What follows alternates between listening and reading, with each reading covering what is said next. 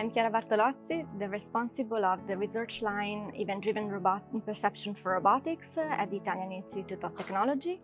And in the context of the April project, I'm coordinating a group of a couple of postdocs that work on human tracking with neuromorphic vision for ergonomics and safety.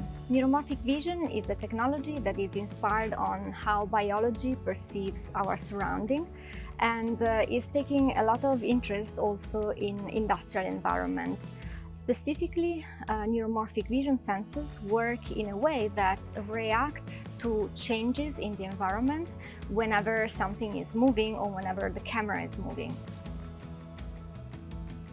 In the context of the April project, we are working using neuromorphic vision sensors and AI techniques to detect and track human workers so that we can have a safe environment, detecting potentially dangerous behaviors, and also looking at how people move, we can somehow predict the next movements and coordinate the actions of the robot that needs to interact with the person itself.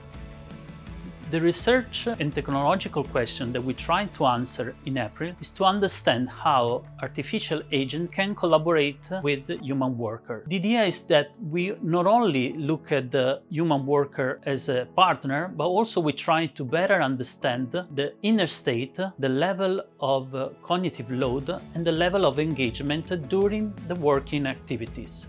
In the project, we are trying to improve the level of safety and ergonomics in order to prevent work-related issues, such as traumatic and non-traumatic injuries. With this information in real time, we are able to monitor how safety and ergonomics-related indicators change over time and dynamically let the robot able to influence the worker behavior to reduce risks. In this way, we can improve the quality of life of the workers.